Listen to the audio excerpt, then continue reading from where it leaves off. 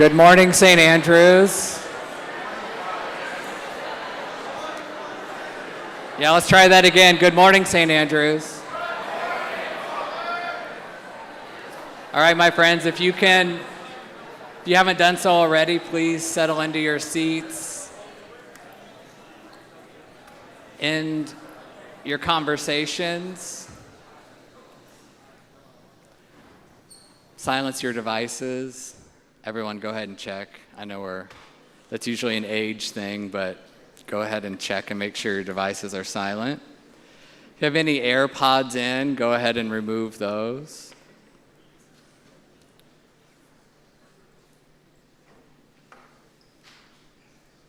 Good morning and welcome.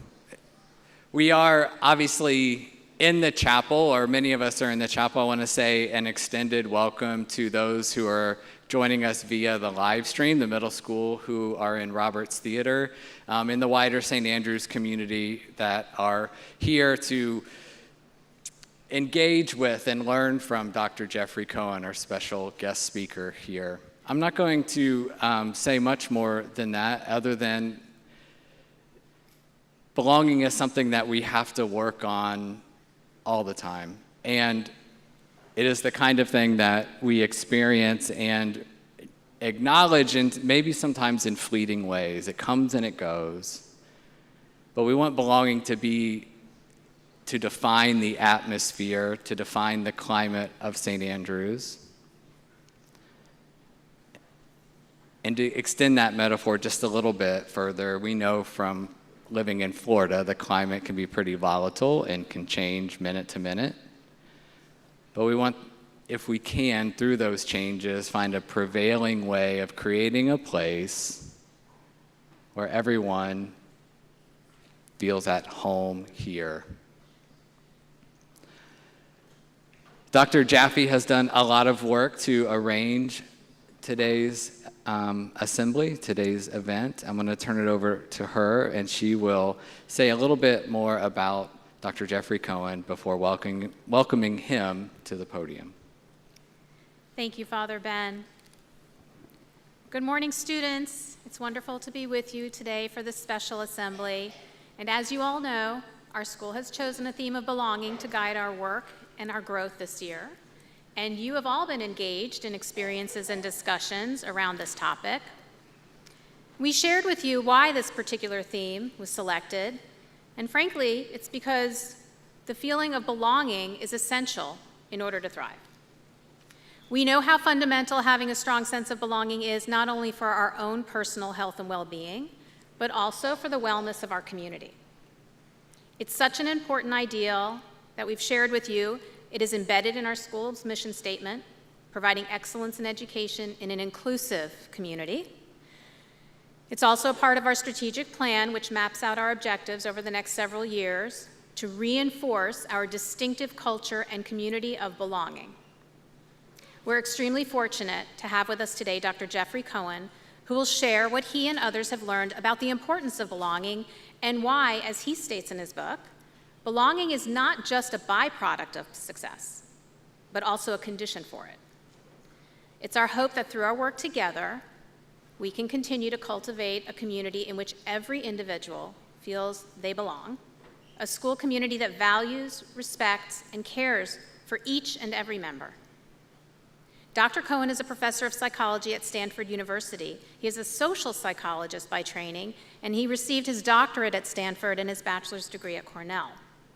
Professor Cohen's research examines the processes that shape people's sense of belonging and self-concept, and the role that these processes play in various social problems.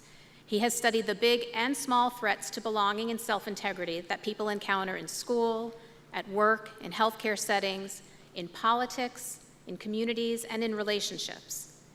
He and others have developed concrete, science-backed strategies to create more welcoming spaces for people from all walks of life. And now, if you would all give your respectful and undivided attention to our special guest, Dr. Geoffrey Cohen.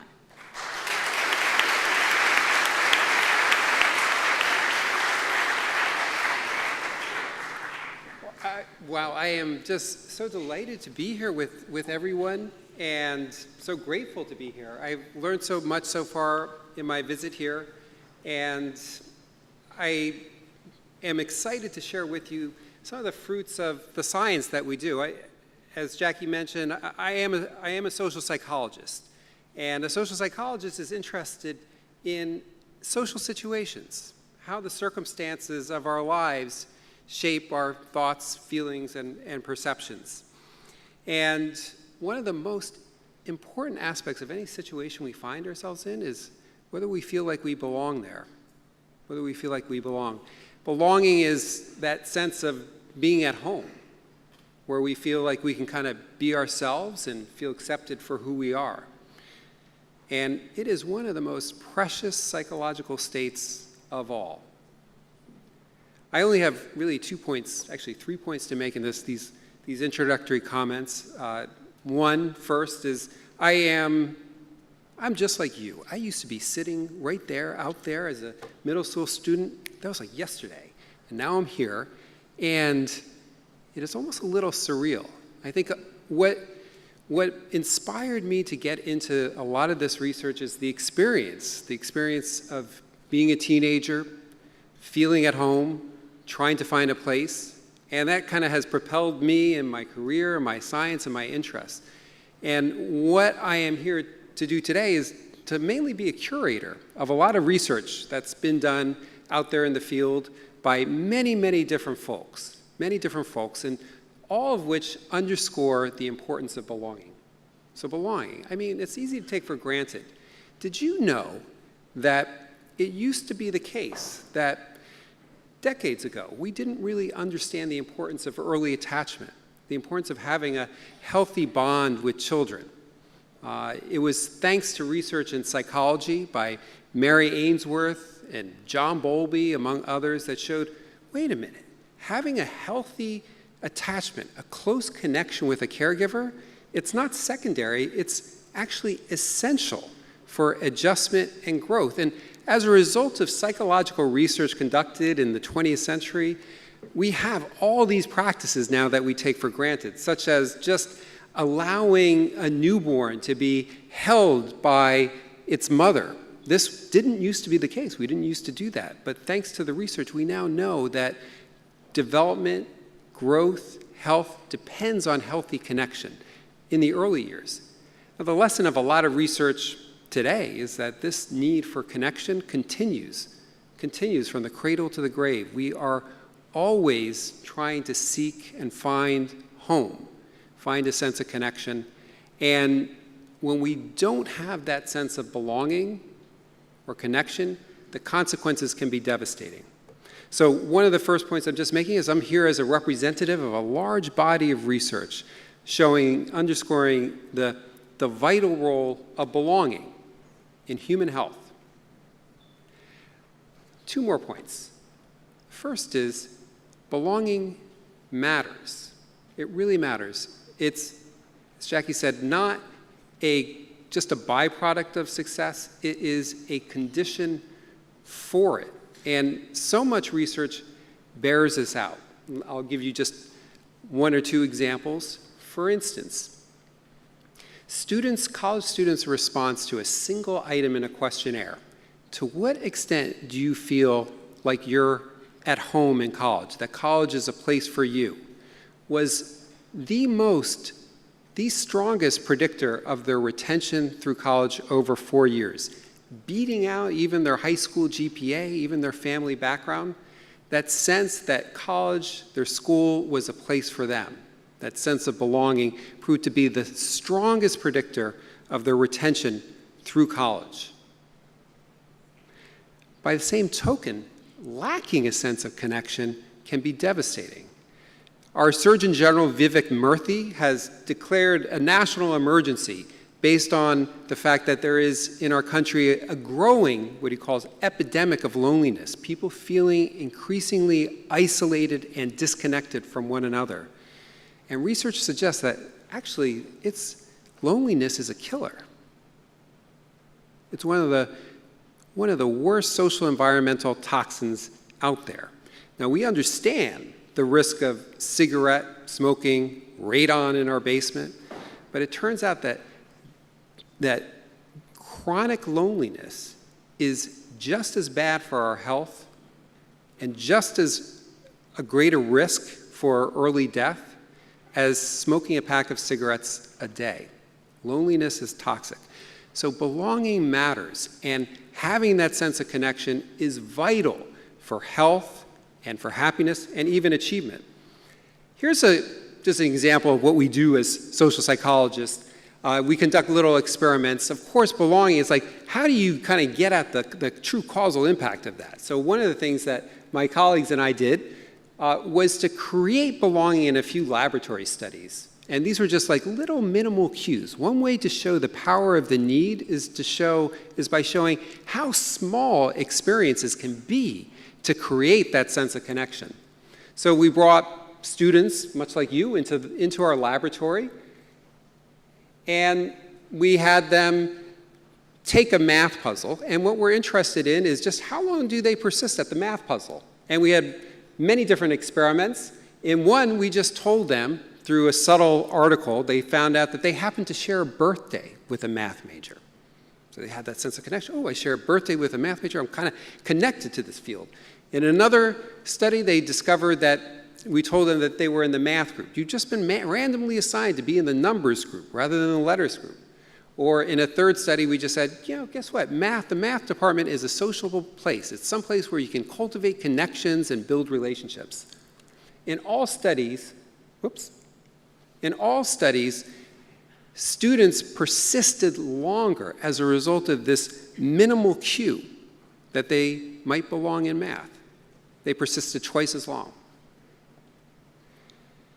We are exquisitely sensitive to whether we're included or excluded, sometimes for the better, sometimes for the worse. There's other research that shows that when we are led to feel excluded, even in a sort of cyberball game of catch, a video game online, where we're playing catch with others and the other players suddenly stop throwing us the ball, the effect of that is pain. That when you look at the regions in the central nervous system that are activated in response to that minimal exclusion, the regions associated with physical pain are activated. This suggests that exclusion is experienced much like pain. So 2 points here, right? Exclusion, very sensitive to it, but also affirmations of our belonging we're very sensitive to as well. And the point that I'm making here is that a sense of connection isn't simply secondary, it is foundational to achievement. It is the soil from which we grow and blossom. The second point I want to make, beyond belonging matters, is that we each have a kind of superpower.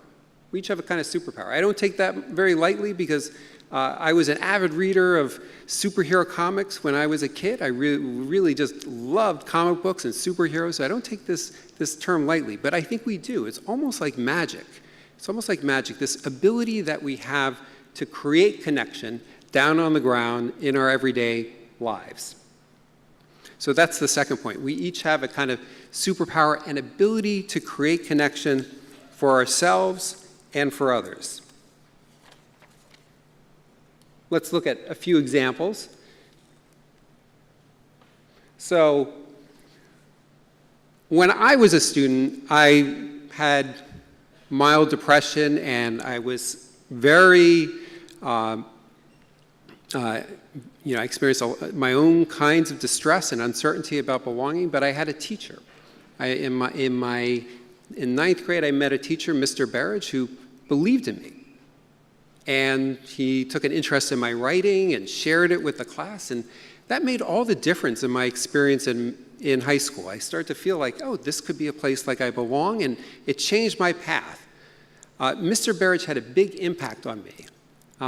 One of the things that we can show in studies is just how important that message is of I believe in you. So here's one study that my colleagues and I conducted where we were looking at 7th grade students, and 7th grade students wrote an essay for their teacher in a social studies class. And for one group of students, they simply got this note from their teacher. I'm giving you these comments because I have high standards, and I know that you can meet them. It was an affirmation of the teacher's belief in their ability to reach a higher standard.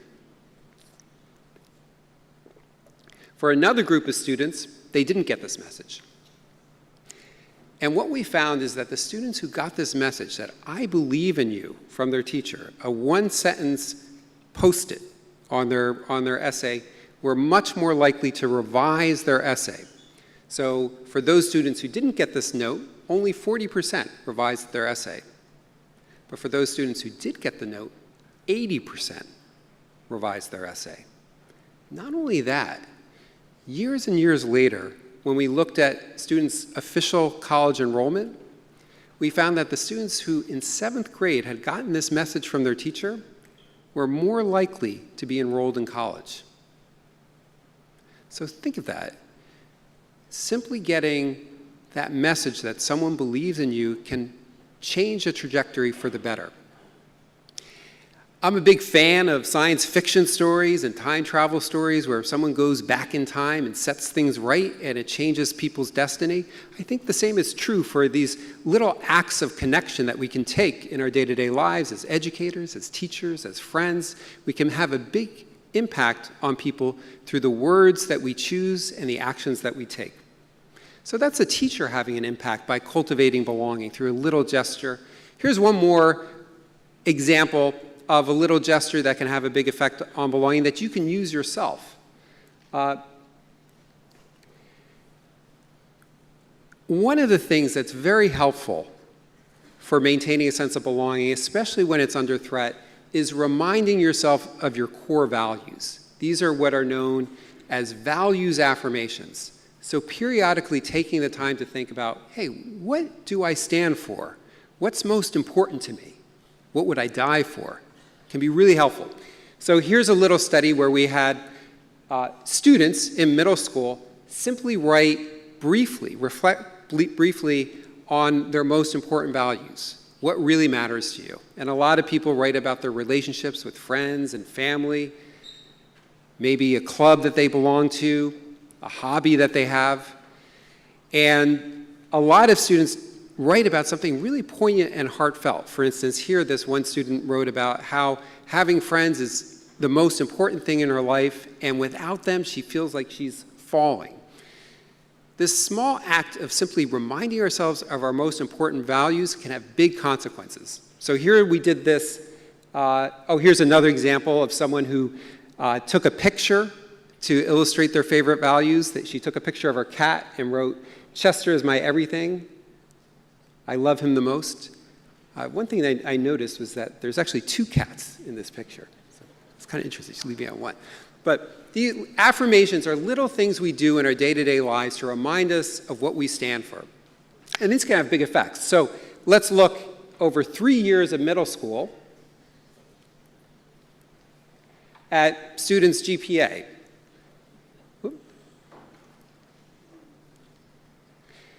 Here we're looking at students' GPA and the control condition. This is a control group that didn't write about their values. Over time in middle school, students experience a drop in their performance over time. And that turns out to be actually a really common experience in middle school. In middle school, students' sense of connection and belonging tends to go down. It's a really tough time for almost everyone. But for those students who took a few moments to write about their most important values, in the beginning of 6th grade, that downward trend in GPA was completely averted, such that by the time they ended middle school 3 years later, as a result of having taken a few minutes in 6th grade to write about their most important values, they had a much higher GPA, they left with a stronger sense of belonging, and years and years later, they were more likely to make it to college. So this is one thing that we can all do in our day-to-day lives to bolster our sense of belonging in difficult circumstances. Return to what is core. What do I stand for? Who am I? And that can help shore up our belonging even in stressful and threatening circumstances. Okay, here's one more example of this superpower that we have to create belonging. This is research by Gregory Carter and many others. These are experiments, research demonstrating the power of connecting. what they did was to look at people who had committed suicide or had attempted to commit suicide and were hospitalized. And then they were released.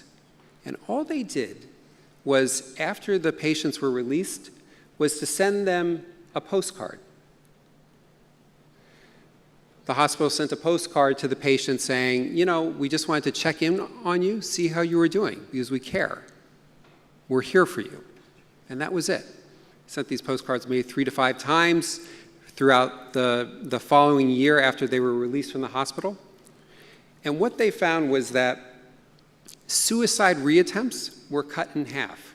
The percentage of patients who tried to kill themselves again was half as a result of simply hearing from someone in the hospital who expressed concern and interest in their lives.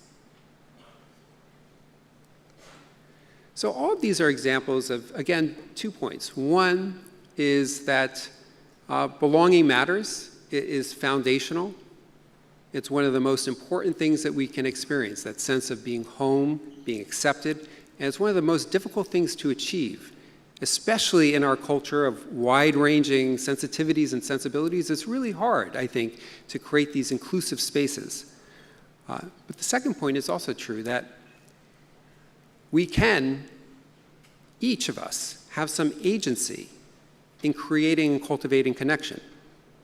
Not just as teachers, but you, as students, all of us, day to day, out in our social lives, the little things we can do can make a big difference.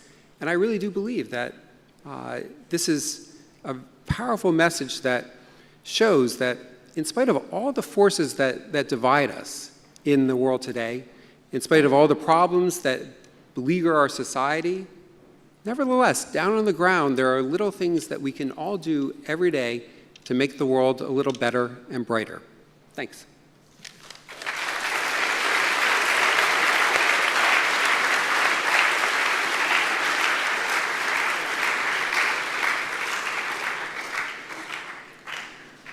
Thank you, Dr. Cohen. We're going to transition now to a moderated conversation with Dr. Cohen.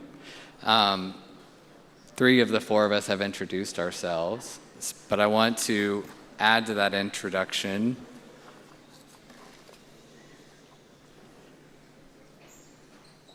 our student panelist, Ms. Sophie Bogan. She is one of the co-editors of The Bagpiper and is working on a cover story on belonging at St. Andrews. So we have prepared questions, many of which have been elicited from you and your advisories. So I appreciate you continue to give your respectful and undivided attention as we move from a single speaker into more of a conversational mode.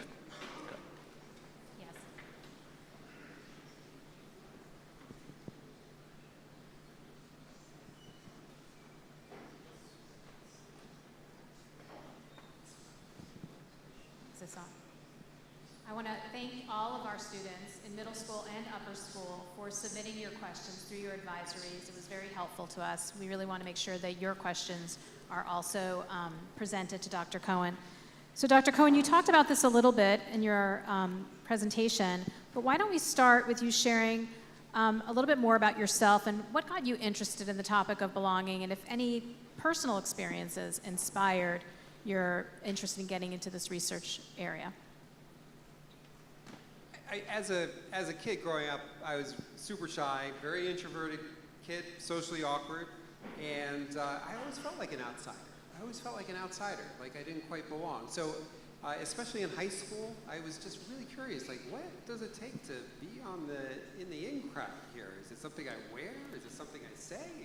And I just really was not successful at that. So I was just always interested in how people come to feel like they belong and the psychology of being an outsider. So when I was a student, I was really interested in that, and then later on, when I went into an academic career, I experienced a lot of uncertainty about belonging. So that is kind of the impetus that drove me to study it. It's such an interesting experience to feel like an outsider, and ironically, ironically, it's one thing that I think that we all share. That sense of being different is what unites us. We all can feel like outsiders sometimes, and it can make a big difference in our experience of ourselves and other people and our ability to make the most out of our lives. Thank you. Following up on that, how does one know when they belong? Or to maybe put a finer point on that, what makes one decide that they belong in a particular place? I don't think it's ever fully decided. It's an ongoing process. So belonging is both kind of a state, a psychological state. I feel like I belong, but it's also a process of kind of continual negotiation. And the most important piece of feeling like you belong is forming connections, those relationships, and even small ones. There's some really fascinating research showing that even simply saying hello to a stranger or making small talk with someone on a train can boost our sense of belonging and connection. So even little things can make a big difference. I don't think we ever fully decide it. It's something that is sort of continually being negotiated and renegotiated. It's a process that, we get over time. With time does a lot. With time, we come to feel more like we belong in a place. I think that's one of the messages of the research. It takes time, but with strategy and with optimism, it happens. I just want to clarify, Dr. Cohen. When you say that doing those small gestures helps with increasing our sense of belonging, is that for the person who's saying hello or the person who's on the receiving end of that hello? Both. My colleague, Nick Epley, does these great studies where he simply asks people, just go say hello to that person on the train, the subway. And most people think, I don't want to do that. That's not going to make me happy. But then he has them do it anyway. And he finds that just doing that actually makes people a lot more happy. And then other research finds that the person who's the recipient is also happier. Those little everyday connections can actually go a long way, and cultivating them can be one important step to creating belonging. The next question is from a grade 6 advisory, and the question is, could you provide us with some examples of a time when you did not feel like you belonged and how you overcame that? There's so many. I remember once vividly, when I was in high school, I got in a fight with a kid once, and I pushed him, and he fell backwards. And he hit the pencil sharpener jutting out of the wall, and after he hit it, he kind of buckled over in pain, and I felt terribly when that happened. And then, all of a sudden, I heard clapping. And people were applauding this act of aggression towards this kid. And I felt like, wow, I felt terrible with myself. And I just realized then that the need to belong can have some pretty dire consequences. And people can exploit connection and belonging for malevolent ends. And so that was one time. Then, life is so surreal. My son was in middle school, and he got in trouble. He did something that was kind of regrettable in school. And, I talked to him about why he had done it. And he said to me something really interesting. It stuck with me. He said, sometimes I care more about my ego than I do about myself. And it's kind of similarly showing that this kind of need to belong, to feel part of a group, can also lead us into into behaviors that we might regret. That's pretty impressive. Dr. Cohen, what do you think are the most important things that our students and faculty should know about belonging and what they can do to cultivate it in our community, what we can do to cultivate it in our community? Well, there's so many things. One is just having a growth mindset around belonging, believing that it can be cultivated, that optimism is really important for cultivating belonging. And also just very little things day to day out in our lives. making connections,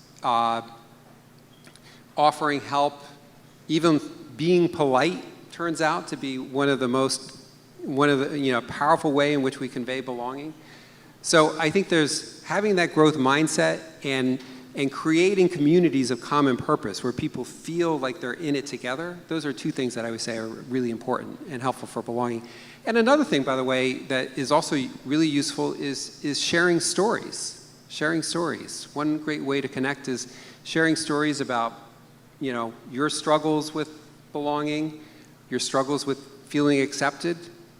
Sharing vulnerabilities is a really great way to connect. Brene Brown was really right about this. In safe spaces, one of the best ways in which people can feel connected is to disclose to each other the ways in which they feel uncertain and insecure. One of the prevailing features of the kind of contemporary culture is just how fragmented, polarized we are. And in South Florida, we're not only not immune to that, we are in some ways a pretty clear expression of exactly that symptom. And yet we have at our school this ambition to form a community. And in fact, if you ask a lot of people what do they appreciate most about St. Andrews, what do they love about it, what brings them back, it is that sense of community. Without taking that for granted, what are some ways that we can continue in a time of fragmentation, polarized differences? What does your research tell us? What are some things that we could do here at St. Andrews to help promote or strengthen that sense of community? Well, it's so tricky, as you're suggesting, in these sort of challenging conversations across political divides, across lines of difference, to have healthy conversations that both parties leave feeling okay about, and that kind of preserve the good feeling. I think it's very difficult, and we're kind of living in an age of unprecedented polarization. As you know, social mistrust, the percentage of people who trust other Americans has declined precipitously over the past 30 years. So I think it's a real challenge, and I guess I would come down on this single word: respect. Respect, which literally means, I was surprised to discover this, it means to look again, to respectate. So even in these situations where we feel like there's a lot of difference, it might be a liberal talking to a conservative, or a conservative talking to a liberal, or across religious or racial divides, maintaining respect is critical. Looking again. And so how do we do that? There's a number of strategies for maintaining respect. One is just to have an attitude of gratitude and curiosity. Rather than approaching conversations feeling like I need to change you or persuade you, be curious. What is it that you think or feel? And trying to kind of get at the other person's story for why they feel that way. That's one thing that's helpful.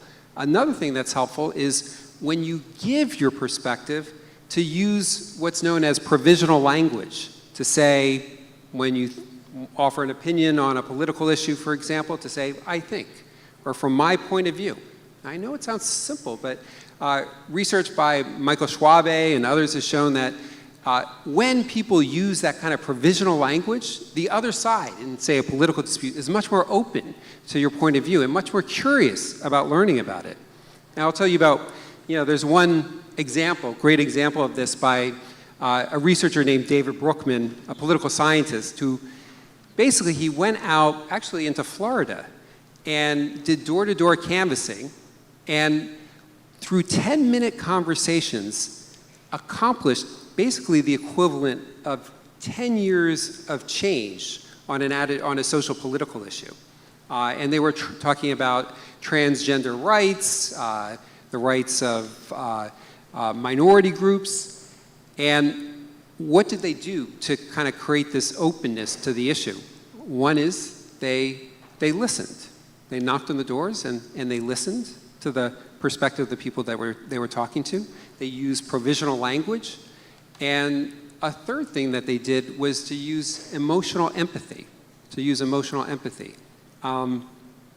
So a lot of times when we're trying to empathize with other people and learn about their point of view, we ask them too much about their facts and too little about their emotions. So one thing that they did that was really impactful was that the canvassers asked the residents, you know, it hurts to be excluded and treated unfairly. Can you tell me about a time in your life when you felt that way? And then people opened up. I think one war veteran talked about how he had PTSD, and as a result of that, couldn't find a job because he had this psychological condition.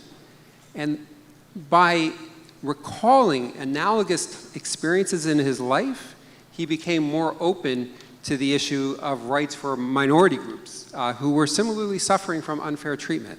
So I would say those three things can be very helpful: emotional empathy, provisional language, and having that attitude of curiosity that leads you to find out more about other people's stories. Thank you.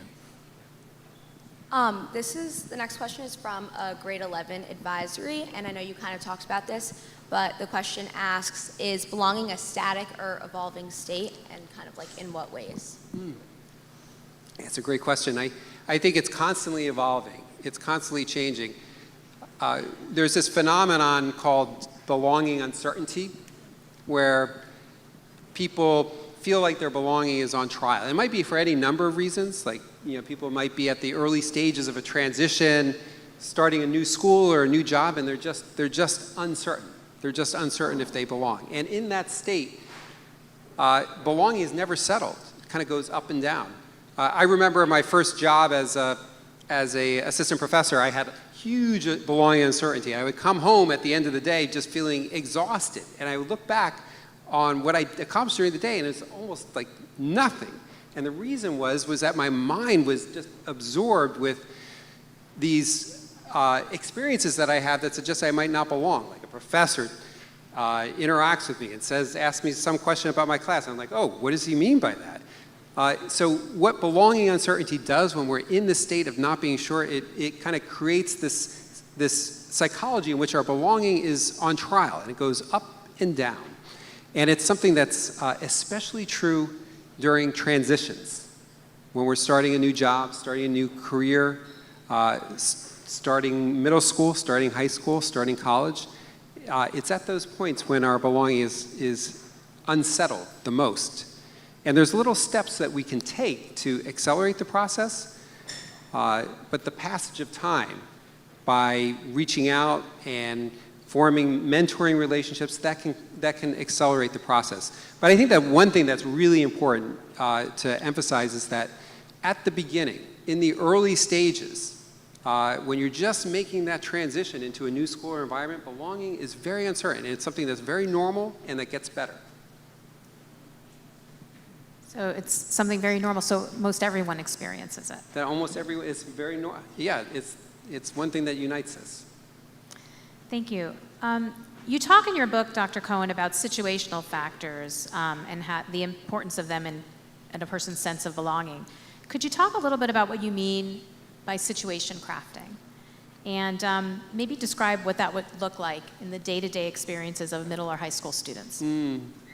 Well, situation crafting refers to this idea that one of the big influences on behavior is the situation we're in. We in this Western world think that personality determines everything. And that turns out not to be true. That turns out not to be true. We think that that person who slighted us must be mean, or that person who said something offensive must be bigoted. That's sometimes true, but the lesson of social science is that actually a lot of times it just might be something about their circumstances. Maybe they had a bad day. Maybe they were in a hurry. Maybe there's something painful going on in their lives. And I think one of the big lessons of social psychology and social science in general is the power of context. We think that when we interact with someone, we're seeing who they are. But really, a lot of what they're doing is influenced by their context, the things that are going on backstage. So situation crafting just refers to this idea that we are all parts of the situations that we're in. And as a result, we can craft those situations for the better by being smart about it. And there are certain things that we can do to make the situation more conducive to other people's belonging and our own. We can do things that make the situation more likely to evoke other people's best selves. So one of my favorite examples of this, of situation crafting, was a study by Robert Rosenthal and Lenore Jacobson, the school principal and researcher. And all they did was to tell the teachers at this elementary school that a handful of their students would be intellectual bloomers. That was it.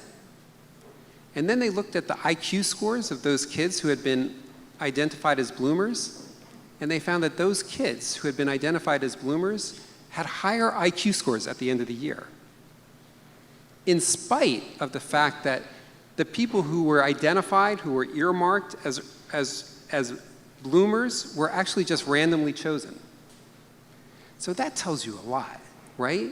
That tells you a lot, that somehow the teachers, by having high expectations of their kids, acted differently, changed the kids' situations in such a way that helped them to achieve their full potential.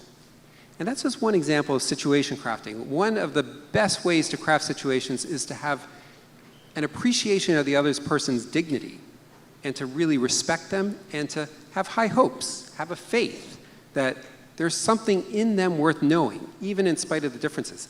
And I think that study offers a really compelling illustration of how we can all be sculptors of one another's situations for the better. And then some of the examples I went over in the initial remarks are also examples of situation crafting.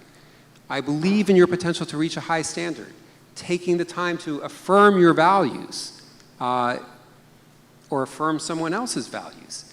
Asking questions shows that we care about the other person's point of view. Finding out their stories. These are all ways in which we warp situations, or can warp situations for the better, in ways that help us to feel more connected, help other people to feel more connected, and bring out our individual and collective best. So it sounds like there are small things that our students can do to craft situations that may feel more belonging to other students. It's kind of alluding to those superpowers you were talking about. Yeah, absolutely. I mean, even just, I know it's easy to say being polite, right? Being polite. But it actually turns out, guess what?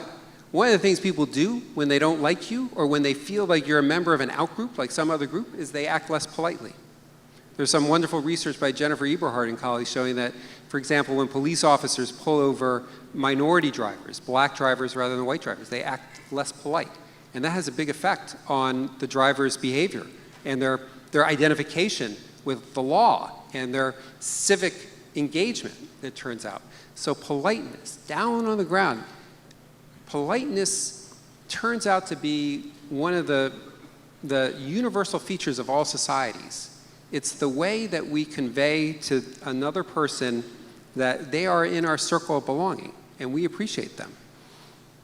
So having that attitude of gratitude, for instance, is really key. And many other small things, from making eye contact. There was a great field study where they showed that when they had people pass another person on the sidewalk and make eye contact, to simply acknowledge the other person's existence, that other person felt a greater sense of belonging and well-being as a result. Another study, this is a great study, where they just had customers waiting in line, and they said, for one group, just get your coffee. For another group, they said, try to make an authentic connection with the barista. Just get to know them a little bit. And what they found was that the people who did that actually felt much better. They had higher well-being, and they felt a more a stronger general sense of connection with the world. These are all like little things that matter the most. And I know little things can seem like, how can that add up to much? But if we all do them all the time, it can have a big impact. This next question is from a grade 9 advisory, and the question asks, are there any common reasons why students' sense of belonging shifts so much from middle school to upper school? Yeah, middle school, it's like the 60s of development. It's very turbulent. Very turbulent. And middle school, like early childhood, middle school years, ages 11 to 13 or 14, turn out to be incredible formative time for development. And just 2 points to make. One is it's hard. It's hard for everyone. It's hard for everyone. And number 2 is it gets better. I mean, one of the things I told my kids when they went through middle school is that middle school is like this, right? And in your life, and your life is this. So knowing that this is just like one stage, that it's very normal to feel like you're out of place and unsettled, and that things get better can be really helpful. But it is a turbulent time for a lot of reasons, one of which is that people are forming their identity. Who am I? Like, people start to kind of develop the cognitive capacity to ask that question. During that developmental phase, hormones start rushing in, and one of the effects is to make people very sensitive to social approval or disapproval. So in those early years, people are really sensitive to whether or not they're being included or excluded, biologically sensitive. And so that can lead people to, experience a lot of distress during those years. And then also just I think the culture or the climate of middle school can do a lot. There was I think a lot of middle schools, the power of place. Middle schools, communities can manage those transitions in ways that facilitate adjustment or that undermine it. And there was to give one example, there was a famous paper by an educational psychologist that asked, the title of which says a lot, was, "What is middle school doing to our children?"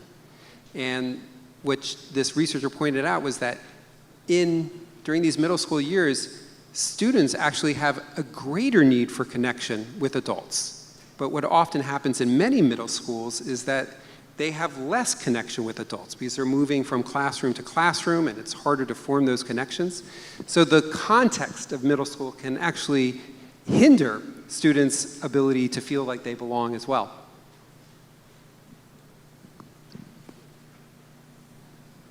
I want to stick to our script. I don't want to surprise you with any questions, although as I'm listening to you, your responses are very generative, but we'll stick to the script. No alarms, no surprises kind of thing. The book that many of us have read, particularly the faculty and administration, is called Belonging: The Science of Creating Connection and Bridging Divides. As an intellectual whose mind probably doesn't ever come to a rest, if you were to write a follow-up book about belonging, what would the subtitle to that book be?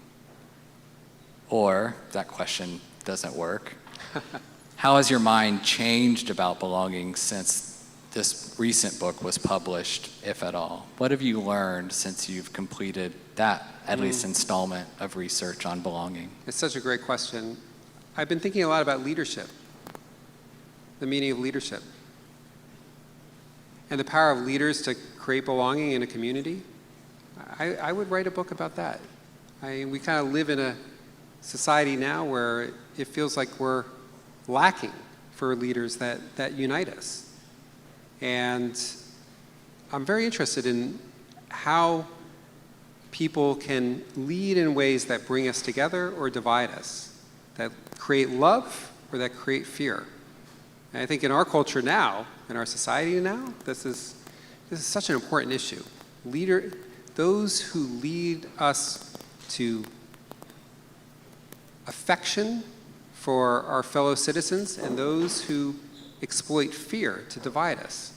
That's what I would write about now. And I think a lot about some very early research in social psychology by Kurt Lewin. He was a German refugee from Nazi Germany. He fled. The Nazis were taken over and about to commit genocide. And he left, and he did these amazing little studies on the impact of leadership.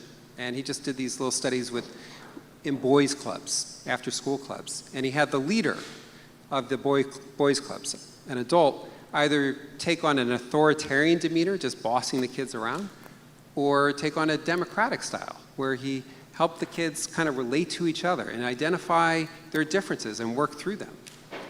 And what he found was that the two groups of boys, even though they were otherwise the same, as a result of the leader, behaved entirely different. In the authoritarian groups, the kids became like animals, either very docile and passive, or really kind of brutal and greedy towards one another, lashing out. But in the democratic groups, it's almost like it was a totally different group of kids. They instead of seeing one another as threats, they saw them as affirmations, people that they could enjoy and work on projects together with. And it wasn't a sort of zero-sum competition. And this just created a totally different atmosphere in the group. So the impact of the leaders and what it means to lead for belonging, I think that's a key topic. And don't get me wrong, I'm not just talking about leaders with a capital L, I'm talking about all of us, those who lead. We all can lead through examples. Even in the smallest corners of social life, I think there's ways in which we can lead and set good examples. Thank you. Dr. Cohen, you're talking about things that are these small acts, right? Our parents raised us to be polite. We hear from our teachers all the time, like, can you make eye contact with me so I know you're paying attention? Yeah. So these seem like, forgive me, like no-brainers, right? And these small acts, through the scientific research that you've done and your colleagues have done, how important it is in terms of establishing belonging. So now that we have all this knowledge and data to support how important belonging is and how to create it, why does it remain such an elusive goal?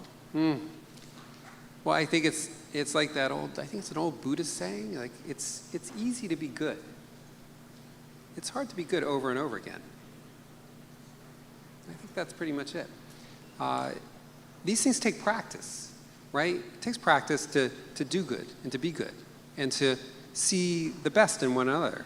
It's almost like mental exercise. I mean, that's what you do, I think. It takes practice. And there's a lot of things to fight against in the process, right? Leaders who divide us, for one, but also human biases. It is so easy for us to villainize those who disagree with us, for instance, or to take disagreement as a sign that, oh, I should just write this person off. That's one thing, that's another thing that gets in the way, our biases. There's what's called the fundamental attribution error. I know it's a jargony term in social psychology, but it refers to our tendency to blame people rather than their circumstances. And we do this all the time. So as Jesus said, right, judge not, right? Pluck not the speck of dust from thy enemy's eye, but the beam of wood from your own. And I think having that understanding that my judgments may be biased or distorted, that's like one key, which is very hard to do. Very hard to do.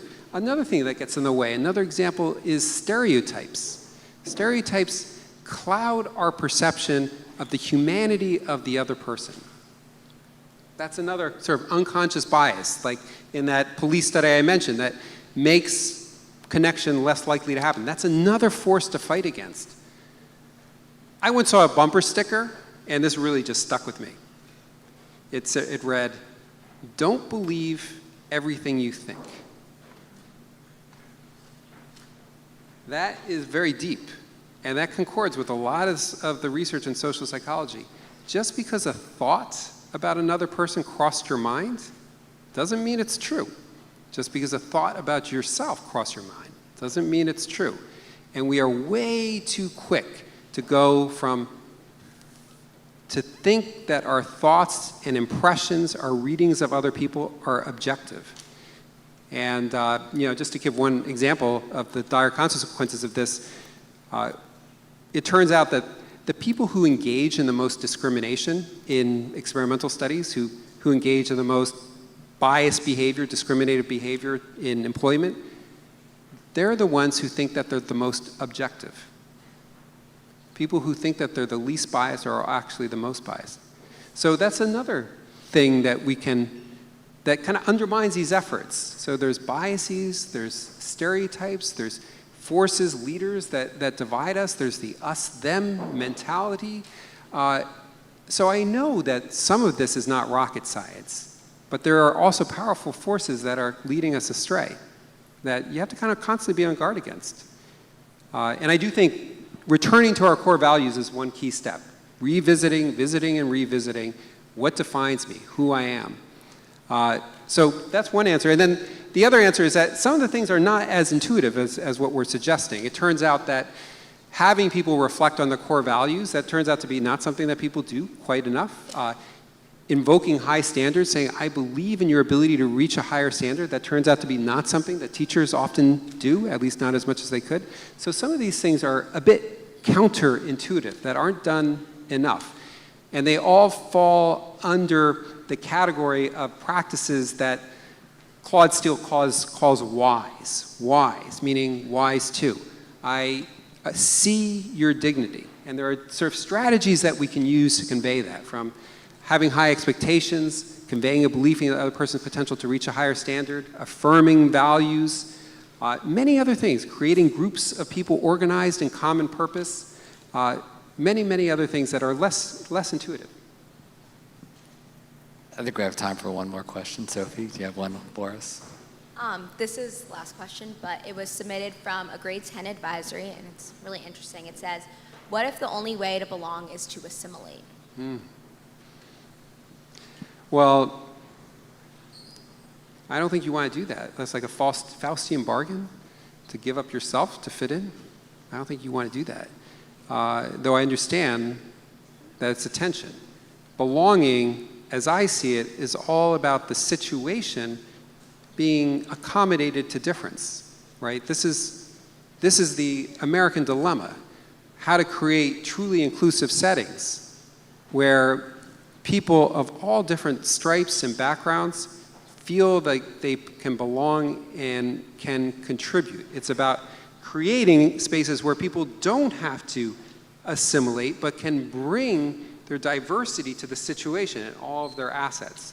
So all of the sort of strategies that we're talking about here today are about how we can make the situation a little bit better so people are more at ease and more inclined to show what they know and be themselves. And I think that's really, really key. I don't think, the research suggests that it is just so painful to have to fully assimilate, at least in ways that are kind of, that go against the grain of your identity.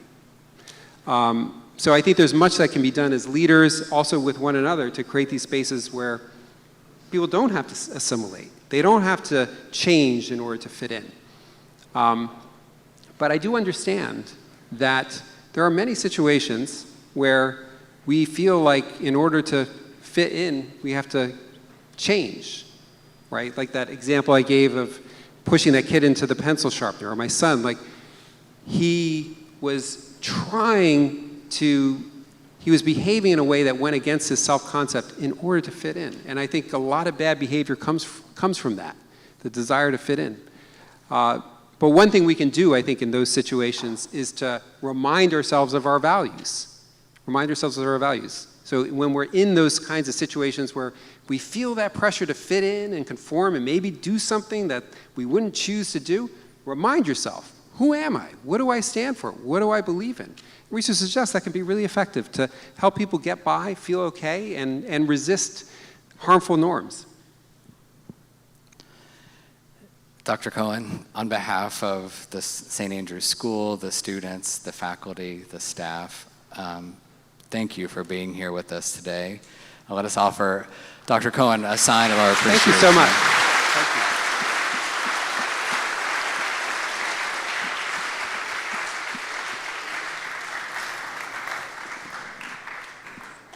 We have a lot to think about. I think Dr. Cohen has given us some really wise ways to make small investments that can yield large gains to make St. Andrews a place that realizes its aspiration to be a place of belonging.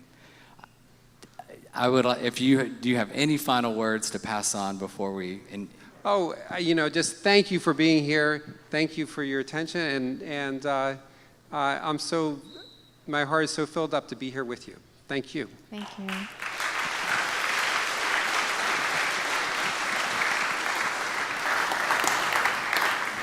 Thank you, Dr. Cohen. And we are going to continue our conversations, right? This is our theme for the year. It's a part of who we are. And we want to hear more about your thoughts. So we will have more conversations about this. And we look forward to more of your feedback. So thank you for your attention. All right, my friends, our time is complete. Our work here this morning is ended, but our work on creating a community of belonging continues. We'll begin our dismissal with seniors and senior advisory. Seniors, you are dismissed. Great job. Thank you for participating. Thank you so much for having me. It was fun.